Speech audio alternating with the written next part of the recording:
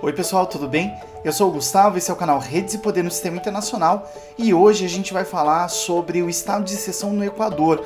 O que motivou o presidente Guillermo Lasso a determinar o estado de exceção que antes estava apenas no sistema carcerário a todo o território nacional e as consequências disso para um momento de instabilidade super grande que a gente está passando na América do Sul.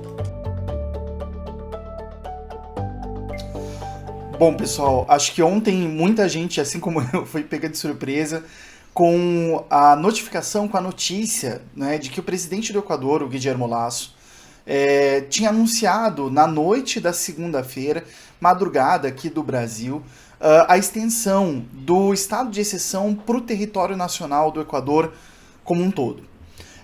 Nesse sentido, acho que é importante a gente colocar algumas questões antes de entrar na parte mais de segurança e tudo mais, a respeito mesmo da ideia de estado de exceção.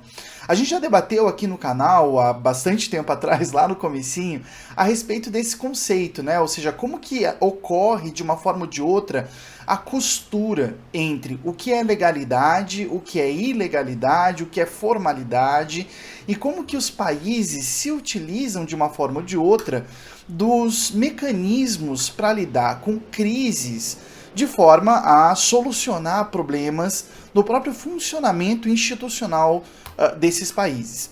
Nesse sentido, o livro do Gunther Frankenberg, que eu acho que eu já citei aqui no canal algumas vezes, Técnicas de Estado, Perspectivas sobre o Estado de Direito e Estado de Exceção, nessa edição traduzida pela editora Unesp, trabalha de forma bem interessante, né, inclusive recuperando vários autores da teoria política moderna, como Hobbes, o Maquiavel, o Locke, o próprio Michel Foucault, como que, de forma mais recente, o que a gente tem observado é o fato de que muitos países ao redor do mundo têm se utilizado desses mecanismos de exceção para lidar com questões mais diretas, mais relacionadas a outros âmbitos que não são só o âmbito de segurança, né? Esse fenômeno, na verdade, como o próprio Gunther Frankenberg afirma, não é um fenômeno recente, ele não é um fenômeno novo, digamos assim, né? Porque, inclusive, se a gente encontra ele lá no Maquiavel, no Hobbes, no Locke, principalmente, e também analisado de uma forma mais aprofundada pelo próprio Michel Foucault, isso significa que os mecanismos de exceção, de uma forma ou de outra, estão inscritos no próprio funcionamento do Estado moderno, né, e a própria forma como ele se organiza enquanto instituição, né? Ou seja, o Estado ele precisa ter mecanismos possíveis de poder administrar de uma forma ou de outra as crises pelas quais ele passa, as crises de diferentes naturezas, de diferentes práticas que podem se abater, sejam elas, hoje em dia a gente pensa, né, mais nesse sentido, né, sejam elas de ordem natural, digamos um terremoto, uma grande chuva, né, uma tempestade, inundações, enfim, seja ela produzida pela ação humana direta.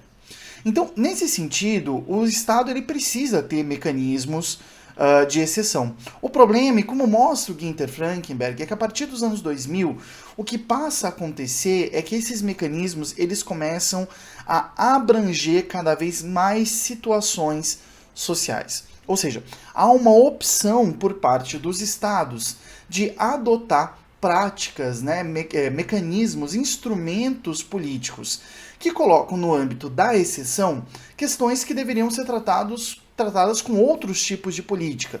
Política econômica, política social, política ambiental e por aí vai.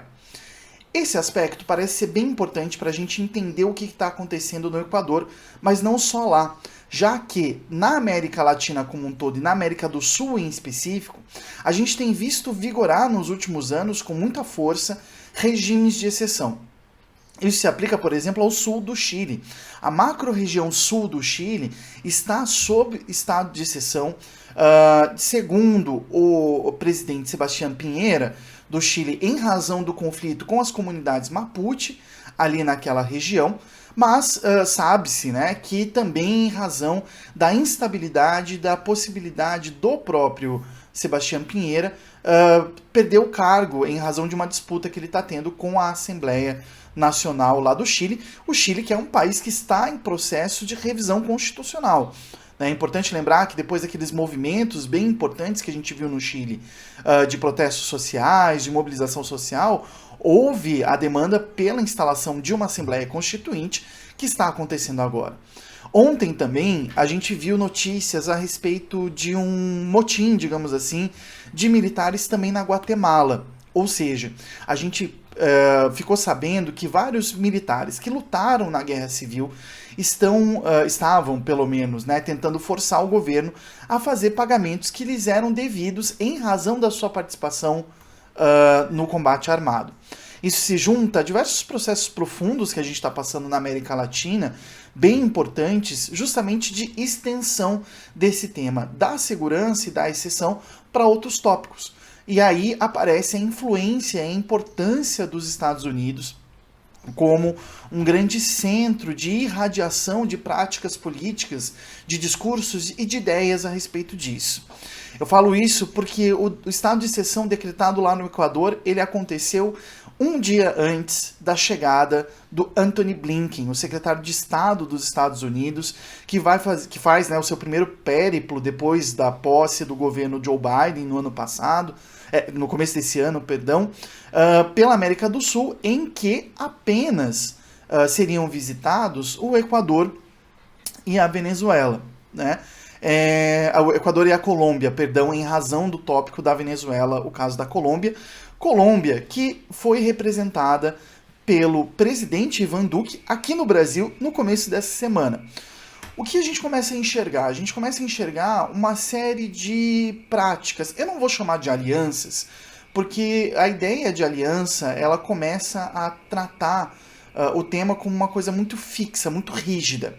A gente pode falar em harmonização. Eu gosto mais desse conceito. Inclusive, no meu projeto de doutorado, a primeira discussão era sobre isso, sobre a harmonização de políticas de segurança na América do Sul, com relação ao tema do crime organizado transnacional. Ou seja, por que de repente todos os países da região começaram a adotar práticas muito similares ao combate ao crime organizado transnacional, sendo que em cada país ele tinha uma característica de atuação, né?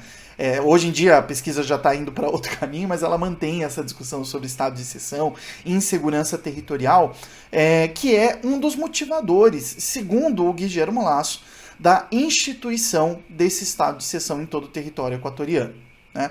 Bom, então, para pegar em específico a questão do Equador, e depois eu volto na questão dos Estados Unidos. No caso do Equador, o que andou acontecendo? Acho que esse que é um ponto importante para a gente pensar. O Guillermo Lasso, ele está na presidência do Equador há apenas 5 meses. Ele acabou de entrar, as eleições foram esse ano. Ele é um banqueiro que se tornou político, né, da direita financista, né, assim como Sebastián Piñera, que era um empresário da direita financista e se tornou presidente do Chile, assim como Lacalle Pou, presidente do Uruguai, que era empresário financista e também se tornou presidente do Uruguai. Enfim, a gente está observando uma tendência nesse sentido, né? Só que o Guillermo Lasso, no Equador, está enfrentando fortes pressões com relação a diversas demandas que andam acontecendo lá no Equador. Um momento importante para a gente lembrar é justamente o fato de que ele está há 5 meses no governo apenas, e anteriormente ao governo Lasso, o que a gente tinha era o governo do Lenín Moreno. O Lenín Moreno, ele é uma figura bem importante para a gente entender os rumos da América Latina em geral e da América do Sul em específico, justamente pelo fato de que ele era uma pessoa muito próxima do Rafael Correa. Eu não vou lembrar se ele era vice-presidente do Rafael Correa, que foi um dos principais motivadores, né, das práticas de aliança, né, de reunião dos países da América do Sul e da América Latina em prol da integração regional, do respeito aos povos originários, enfim, né? E ele simplesmente debandou, né? Ele saiu do governo do Rafael Correa, o Lenín Moreno, e simplesmente, quando ele assumiu a presidência, ele simplesmente começou a inverter totalmente a lógica, ele começou a desfazer totalmente o projeto instituído pelo Rafael Correia. E aí a gente não sabe direito se a gente enquadra o Lenin Moreno em direita ou esquerda, progressista conservador, porque o foco dele foi mesmo desmontar as políticas instituídas pelo Rafael Correia, assim como, né, o próprio Guillermo Lasso já afirmou essa questão. Por que a figura do Lenin Moreno é importante? Justamente porque o próprio Lenin Moreno já havia instituído no Equador, no final do seu mandato, um estado de exceção. Isso foi Isso foi no começo do ano, né? Em razão não só da pandemia, mas dos protestos sociais que estavam acontecendo lá no Equador em razão da situação pandêmica e caótica, né? Agora que a gente está com uma situação um pouco mais segura, é muito fácil a gente esquecer o que aconteceu na América Latina e na América do Sul há 5 meses atrás, né?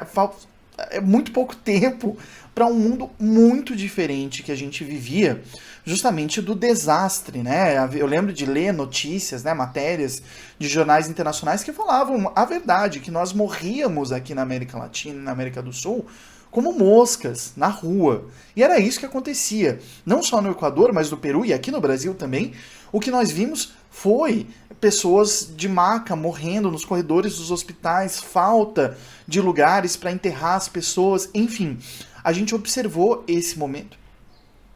E esse momento ele foi muito importante para a justificação da instituição desse estado de exceção. A partir do momento em que assume o Guillermo Lasso, a discussão sobre a pandemia também dá uma arrefecida, só que as consequências econômicas começam a se abater sobre o Equador. Dentre elas, várias promessas que o Guillermo Lasso tinha feito para se tornar presidente do Equador, que envolviam a diminuição do preço dos combustíveis, a compra de produtos agrícolas por parte do Estado, a criação de situações de emprego e por aí vai. Né?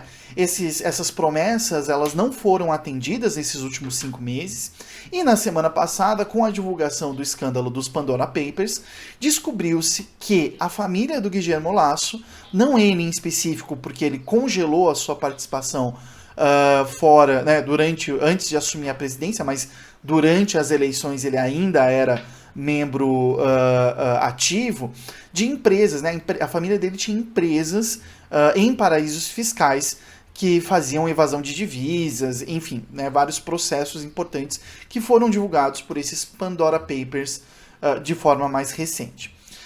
Bom, tudo isso soma-se a um movimento importante que está acontecendo no Equador com relação ao crime organizado transnacional. Isso não está acontecendo apenas no Equador, mas também na América Latina como um todo. E não é uma tendência nova, ela é uma tendência das últimas décadas. O nível de desigualdade social na América Latina é um dos maiores do mundo, né? E acho que principalmente uma questão importante da gente pensar, recentemente a gente teve o ENAMPEG, o Encontro Nacional da Associação Nacional de Pesquisa e Ensino em Geografia, né? Enfim, o encontro da pós-graduação da geografia no Brasil. E eu apresentei um trabalho sobre desigualdade e violência na América Latina, foi um trabalho super importante de fazer, peguei muitos dados interessantes.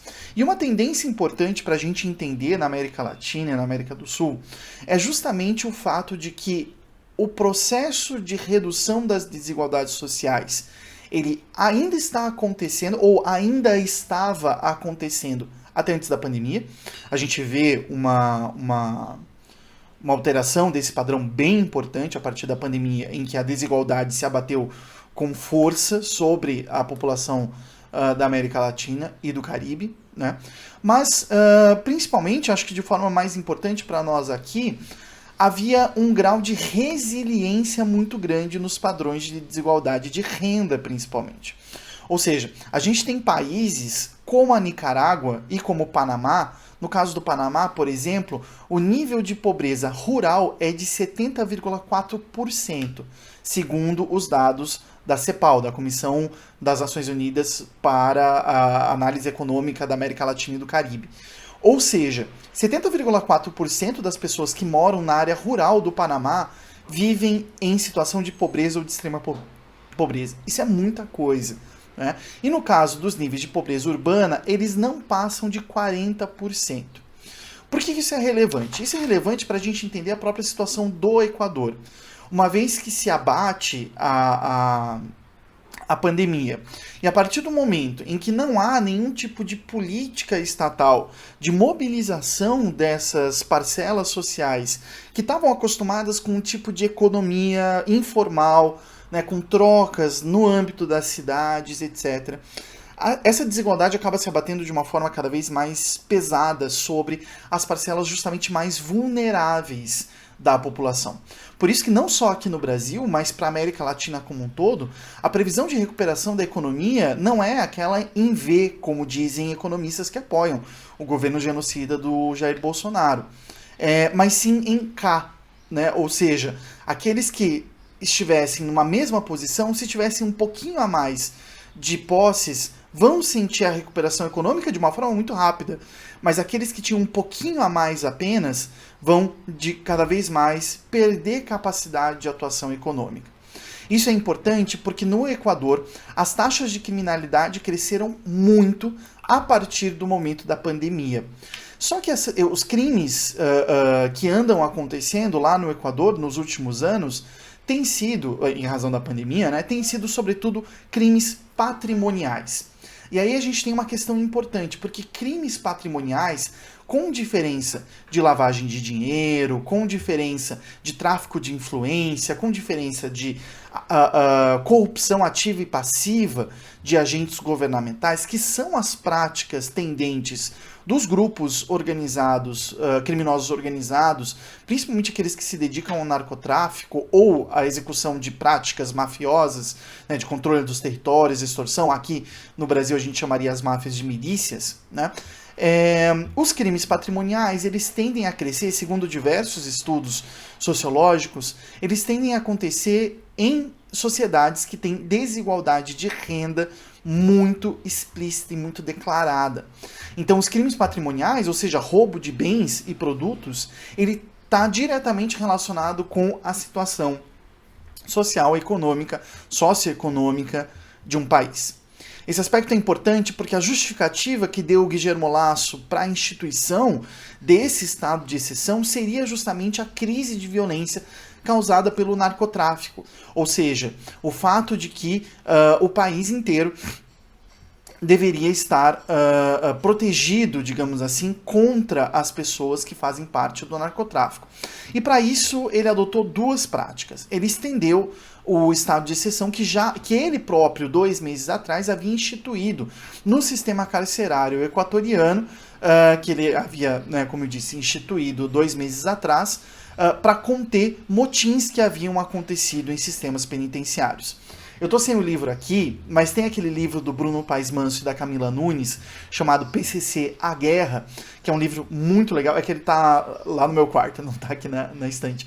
Mas é um livro muito legal em que se descreve como que esse fenômeno ele acontece, geralmente em sistemas penitenciários, sistemas carcerários, como a gente teve aqui no Brasil também em 2019, 2020. Acredito que ainda tenhamos, mas isso não tem aparecido muito na mídia, que são convulsões que acontecem no sistema carcerário toda vez que a gente tem trocas de práticas e fenômenos de construção da lógica de funcionamento desses grupos criminosos organizados, sobretudo relacionados ao narcotráfico. Mudança de fluxo, mudança de liderança, abertura de novos mercados, fechamento de territórios, enfim, são práticas que levam a convulsionamentos e disputas, o que fazem com que a Angélica Hetberg, num artigo do ano passado, de 2020, em que ela revisa a figura da violência na América Latina e no Caribe, aponte para um fato consolidado já desde algum tempo, que a América Latina e o Caribe são a região onde mais se morre por armas de fogo no mundo, né? E o fato de que, ainda que os conflitos armados tendam a acontecer na área rural, é na área urbana que acontece o maior tipo de morticínio na região. Por que isso é importante? Isso é importante porque no decreto de estado de exceção do Guillermo Lasso, ele instituiu que as forças de segurança teriam total liberdade, e ele mesmo afirmou: eu serei o fiador dos indultos que serão dados a forças de segurança, né, membros da força de segurança que sejam condenados por má conduta durante esse estado de exceção. né? E isso é muito importante, porque ele vai encaminhar, ele vai enviar as Forças Armadas para fazer serviço de segurança pública, ele permite às polícias que não respeitem as liberdades e garantias individuais, podendo parar, revistar e prender, deter qualquer pessoa nas ruas lá do país, né?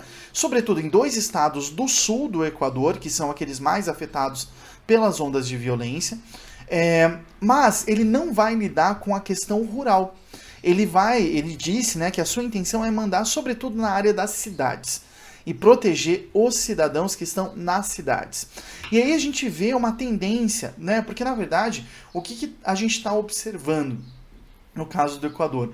Justamente essa tendência dos países da América do Sul, de direita e de esquerda, dos governos de direita e de esquerda, isso indistingue, né, como a gente teve nas UPPs aqui no Brasil, no Rio de Janeiro, em outras práticas de GLO, de operações de garantia da lei e da ordem, em que a gente observa, né, de uma forma ou de outra, justamente o fato de que há uma instrumentalização das forças de segurança voltadas justamente para o fato de que elas têm que estar ostensivamente realizando a segurança.